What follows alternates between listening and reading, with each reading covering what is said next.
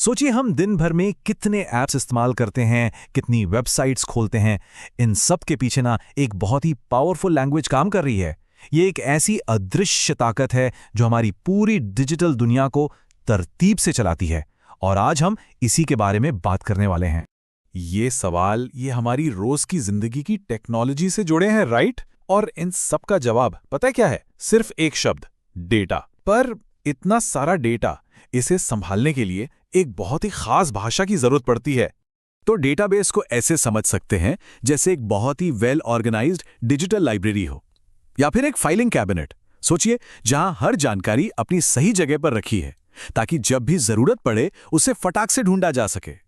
और इन्हीं डेटाबेस से बात करने की जो भाषा है ना, वही है एसक्यूएल, मतलब स्ट्रक्चर्ड क्वेरी लैंग्वेज।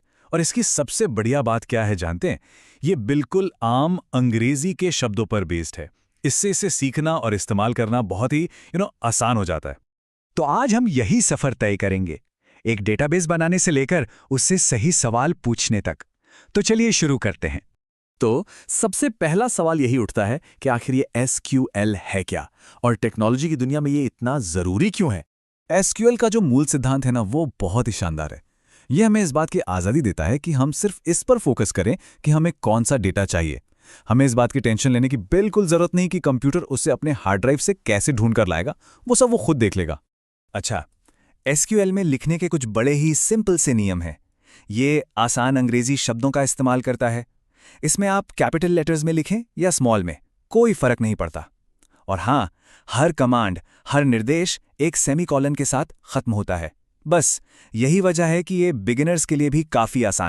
चलिए अब थ्योरी से हटकर थोड़ा प्रैक्टिकल होते हैं। देखते हैं कि एक डेटाबेस की नींव रखी कैसे जाती है। तो डेटाबेस का स्ट्रक्चर बनाने के ना 3 बेसिक स्टेप्स हैं। सबसे पहले हम एक डेटाबेस बनाते हैं, यानी हमारी फाइलिंग कैबिनेट तैयार करते हैं। फिर हम उसे इस्तेमाल करना शुरू करते हैं, मतलब कैबिनेट को खोलते हैं।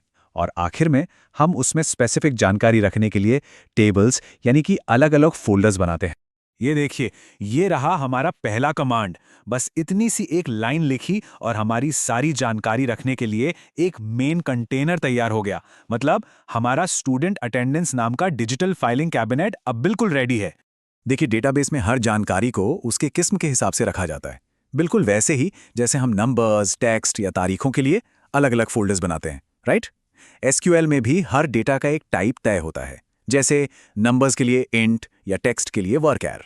अब ये एक बेहतरीन एग्जाम्पल है कि टेबल बनती कैसे है। हम स्टूडेंट नाम की एक टेबल बना रहे हैं और इसमें हम हर कॉलम का नाम और उसका डेटा टाइप बता रहे हैं। और यहाँ एक खास चीज़ देखिए, प्राइमरी की। ये क्या करता है? ये पक्का करता है कि हर स्टूडेंट का रोल नंबर एकदम यूनिक हो, मतलब कोई कंफ्यूजन की गुंजाइश ही नहीं। तो हमारा ढांचा, हमारा स्ट्रक्चर तो तैयार हो गया, लेकिन ये अभी खाली है ना? तो अब बारी है इसमें असली जानकारी भरने की, मतलब अपनी इस दुनिया को आबाद करने की। ये जो इंसर्ट स्टेटमेंट है ना, इसका इस्तेमाल करके एक नया रिकॉर्ड या कह लीजिए एक नई फाइल हमारे फाइलिंग कैबिनेट में डाली जाती है। ये कमांड गार्डियन टेबल में एक गार्डियन की सारी डिटेल्स डाल रहा है। अच्छा, अब एक बहुत ही जरूरी वार्निंग। जब भी डेटा बदलना हो या हटाना हो तो वेयर क्लॉज को कभी भी नहीं भूलना है। ये बताता है कि किस रिकॉर्ड पर एक्शन लेना है। अगर इसे भूल गए ना, तो गलती से पूरी की पूरी टेबल का डेटा या तो बदल जाएगा या डिलीट हो जाएगा। अपडेट कमांड का इस्तेमाल होता है मौजूदा रिकॉर्ड को मॉडिफाई करने के लिए।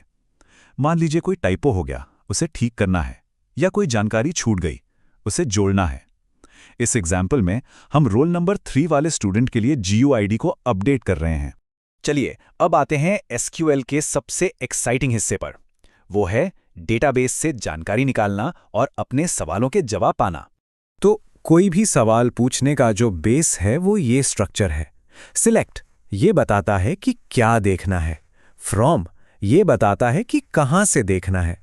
और जो ऑप्शनल वेयर क्लॉज है वो बताता है कि किन शर्तों के आधार पर देखना है।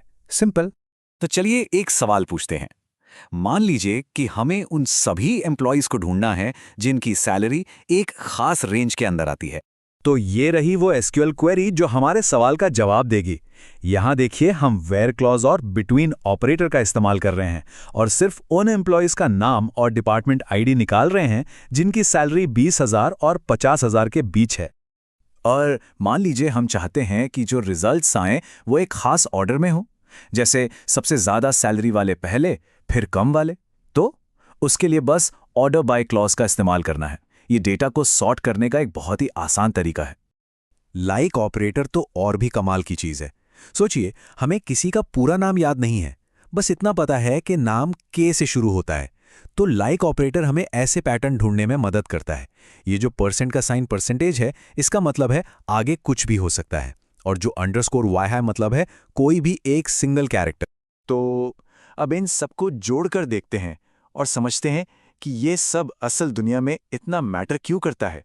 तो देखा जाए तो हमने एक पूरा सफर तय कर लिया, एक खाली डेटाबेस बनाने से उसमें डेटा डालने तक, उसे मॉडिफाई करने तक और आखिर में उससे जरूरी सवाल पूछने तक। और ये सब कुछ बस मुट्ठी भर सिंपल कमांड से ही हो गया। तो आखिर में एक सवाल जो सोचने पर मजबूर करता है, ये टेक्नोलॉजी हमारे चारों तरफ है, जो चुपचाप हमारी डिजिटल जिंदगी को पावर दे रही है। अगली बार जब भी कोई ऐप इस्तेमाल करें तो एक पल के लिए जरूर सोचिएगा कि पर्दे के पीछे शायद एसक्यूएल ही अपना काम कर रहा है।